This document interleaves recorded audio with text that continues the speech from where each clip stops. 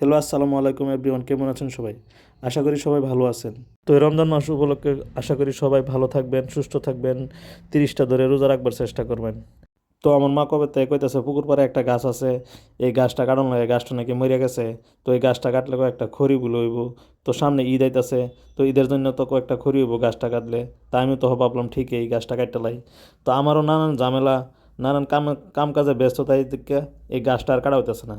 তো গাছ কাটবার লাগে সেরকম লুকও পাইতেছি না, কারে দিয়ে গাছটা কাটাইয়াম। তো অবশেষে পাইলাম আমাদের গাঁওয়ারই একজন রশিদুল নাম, হেরা সবসময় গাছ কাটে, দূর দূরে ফেল গেড়ে গাছ টাছ কাটে। তো আপনারা যদি কেউ গাছ কাটাইতে চান তো ওর সাথে যোগাযোগ করতে পারেন, বাড়ি গড়ামাটি খোয়া।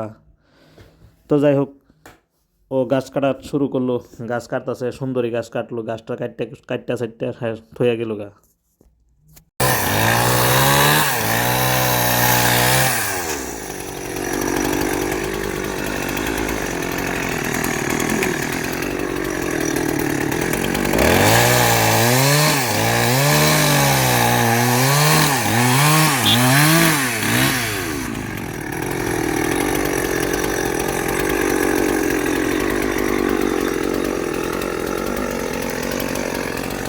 তো হে তো গাছ কাটতে গেল গিয়া, তখন গাছ গাছের ইডি যেডি ডাইল ডুল এডি কারে দিয়া বাড়িতে নেওয়া কাটাইমু কারে দিয়া।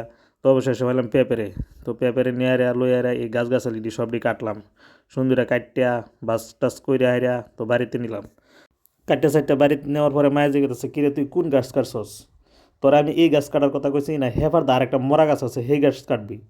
তুই গিয়ে জেতা গাছ কাটতে লই আইসস। পরে অবশ্য তো দেখলাম ওটা তো হাসা, এটা তো 6 মাস হয়ে ডাইল হুগাইবো না, আর খড়ি মানে বেলা হুগাইবো বেলা। তো ঈদের সময় তো আর খড়ি খাওয়া হইতো না, বাদে কী করবো আমি তো মানে হাসি উঠতে পড়ছে যে এক গাছ কাটবার কথা কইছে, আমি গিয়ে আরেক গাছ কাটতেছি এটা। তো আচ্ছা যাই হোক, অবশেষে এই গাছটাও কাটবাম। তো পেপারে লইয়া হাইরা, তো ওই কাম গাছগুলো কইরা হাইরা খড়ি চড়ি বাইতে নিয়ে ডাল টুল বাইতে নিয়ে হাইরা রাখলাম।